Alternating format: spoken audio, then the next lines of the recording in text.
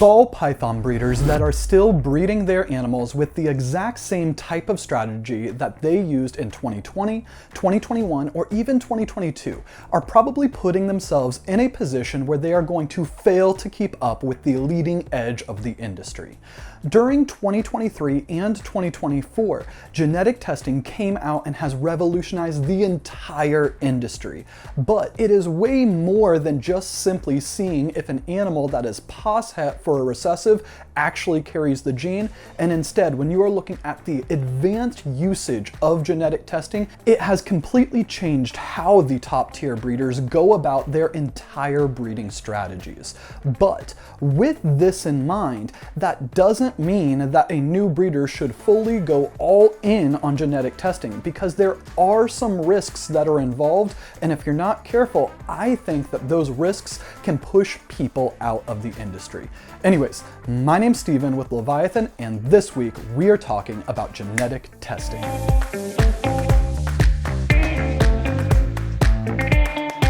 For anyone who's fairly new to the reptile hobby, genetic testing when it comes to the ball python world is when you take a shed from one of the animals and you send it in to Rare Genetics Incorporated, who do the shed testing through Morph Market and on Clutch, and they will be able to tell you whether or not that animal carries the gene that you are looking for. And this doesn't mean that they are going to be able to tell you every single piece of information about that animal, but if you are looking to know whether or not that animal is het sunset or not het sunset, that is something that they are going to be able to tell you. And they are developing new tests all the time, so you kind of have to check their website and check Morph Market to see what tests are currently available and can they answer the question that you have about that animal.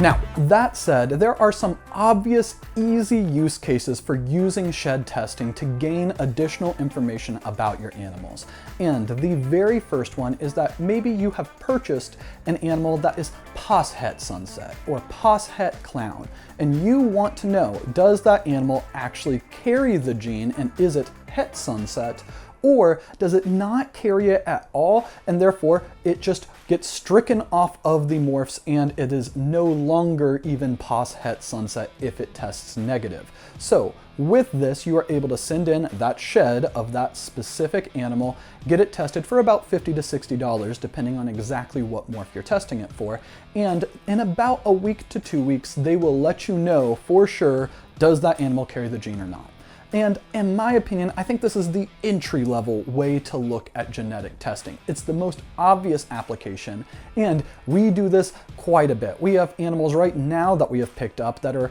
50% het hypo or 50% het pied that we need to send in their sheds in order to figure out, do they actually carry those genes?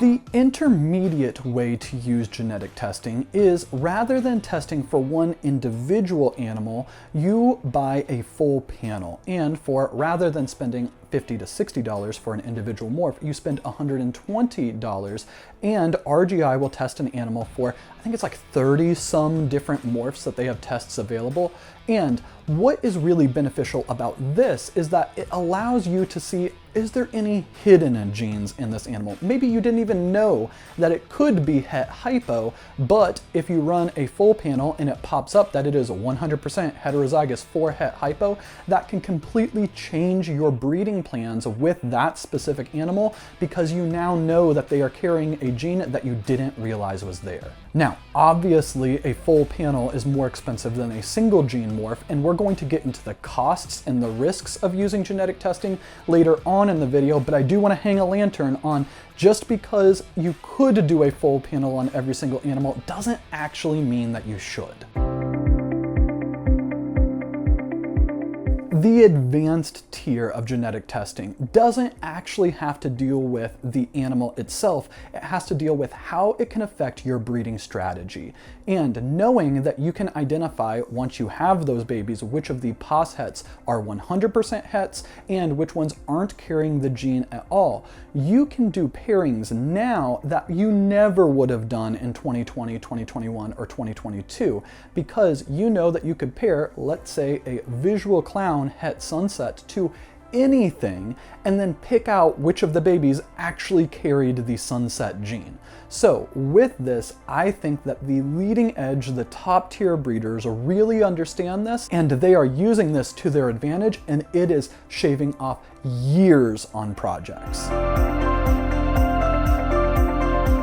In order to illustrate exactly what I mean, let's talk about the Sunset Clown project, and we're going to go back in time to 2020-2021. So at that point in time, if you wanted to work Sunset Clown, generally you needed to buy a sunset animal and you needed to get a clown animal. You would need to grow those animals up for about 2 to 3 years for the female, and then you would pair them together. And then at about roughly the 3-year mark, hopefully, fingers crossed, everything goes well, you are able to produce a clutch of double het sunset clowns. Then what you do is you grow those double hets up for another 2 to 3 years. So now we're looking at about 5 to 6 years total time. Pair those double hets back together, and then the resulting baby, again, assuming you get super lucky, is a double visual sunset clown. Then let's just say that that double visual sunset clown is a male. You grow that male up for another year and you start pairing them, and then within the next year, hopefully you get some clutches. And when you're pairing that double visual sunset clown male to,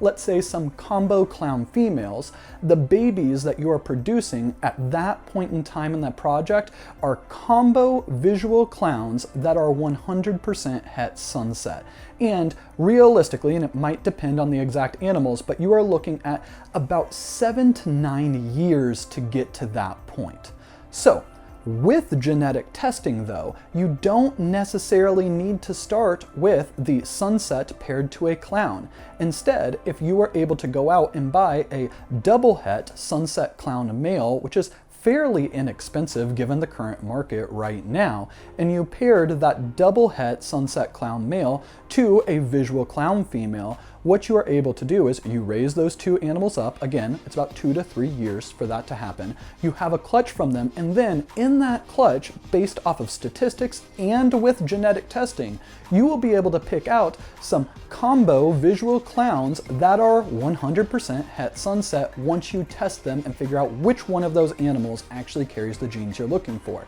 So with this, instead of it taking 7 to 9 years, it took 2 to 3 years. So this is on the low end, saving you 5 years of time in that specific project. So rather than spending almost a decade, you are able to get to the exact same point in one single generation. This reality is apparent to anybody who is breeding ball pythons at any serious level, and every single breeder is using this. They are jumping generations ahead in projects, and it is creating animals that are absolutely mind-blowing.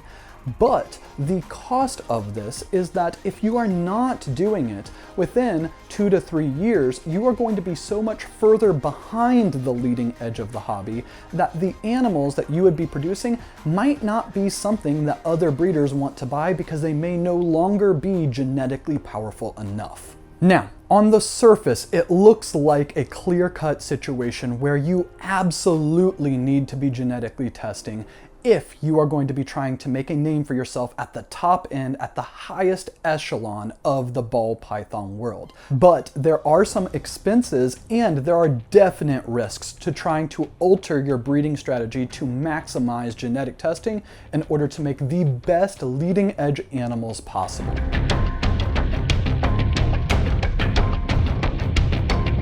The very first con to genetic testing is the monetary expense, because it does cost money. RGI charges about roughly $50 to $60 for an individual shed test. And this is one morph on one animal. So let's just say you had a whole clutch of eggs that you needed to get tested. Let's say it's 8 animals. That means you are roughly looking at spending about $400 per clutch in order to get them all shed tested. And if you are doing 20, 30, 40, 50 clutches, this can add up really, really fast. And in a lot of situations when it comes to newer breeders, they don't have the money to pay for all of the different shed tests that they need before they're able to start selling their animals.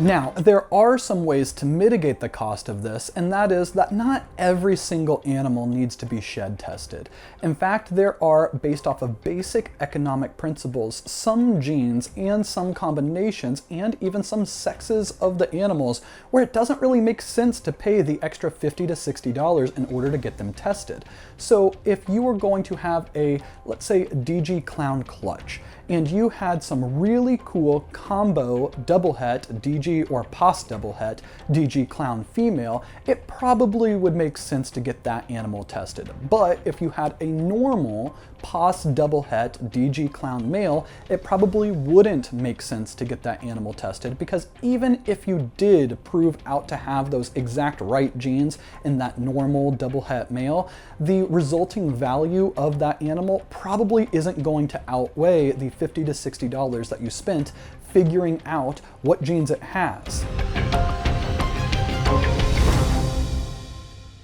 The second con to genetic testing deals with the odds themselves, and this is something that we did not really understand before we got in and started really producing our own clutches, and that is the odds are hard. And just because you could make this absolutely incredible animal that would be a decade beyond anything that you could pair normally with genetic testing doesn't mean you're actually going to get all of those different genes into the one specific animal that you want, and even if you did, that it's going to be the sex that you needed it to be. And as you are stacking these different odds together, because let's say that you are trying to get a combo clown het sunset and you're doing it from, let's say, a combo double het to a combo het clown, in this specific situation, the odds of getting the animal that you want are so low. You likely are going to be wasting that girl's entire season on that clutch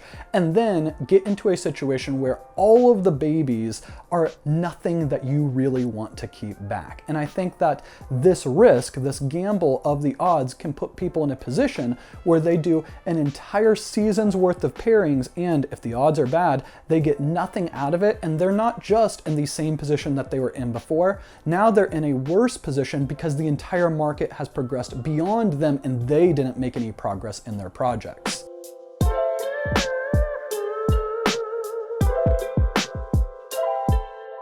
The last con to genetic testing, in my opinion, actually comes in sales. And this isn't genetic testing overall, because I think that if you have an animal that is either 100% het for the gene or it's not het for the gene, in this specific situation, I think that the price will accurately reflect the value of that animal, and either way, the animal will sell better. But if you are basing almost all of your pairings off of these ingredient type animals to skip multiple different generations and shave off multiple different years in your given projects, what's probably going to happen is in a clutch, you're going to get 1 or 2 animals that are going to be perfect and they're exactly what you are looking for, and you're going to hold those animals back. But the rest of the animals probably aren't going to be as good as you would have made previously using other breeding strategies, and therefore those animals aren't going to be as genetically powerful, so they're not going to sell for as much, and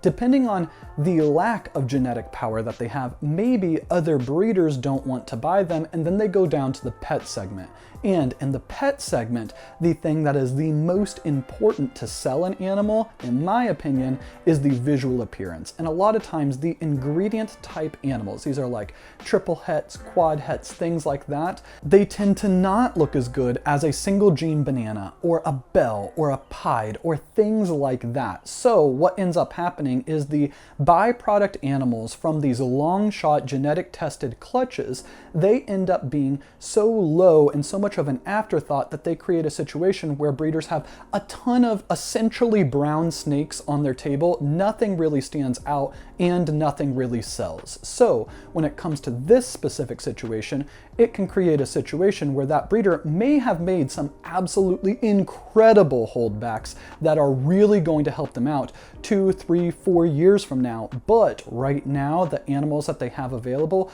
aren't selling very well, and it can make them feel like that the entire market is down because they just don't have the right animals for whatever segment of the market that they are targeting.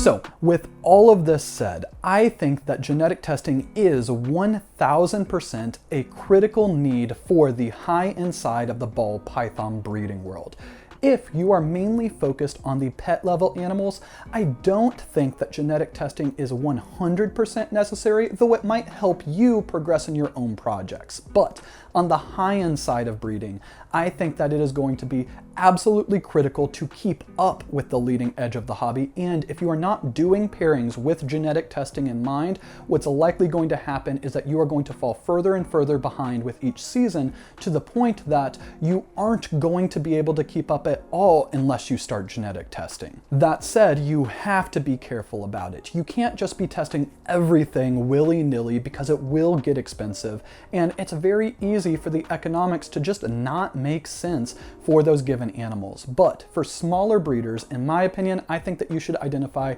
a handful of clutches each year that you are going to be pairing that is intended to shave off 5 to 10 years of a project if you get lucky, and make those pairings and test those clutches so that way hopefully you can jump ahead and get lucky, and then 3, 4, 5 years from now, when you're able to pair those animals that you were able to take a gamble on and make right now, you will be able to make stuff that is absolutely mind-blowing and beyond anything else that anybody has. Anyways, we hope you guys enjoyed the video, and if you did, please don't forget to hit the like button, leave a comment, and subscribe, but we will see you next week.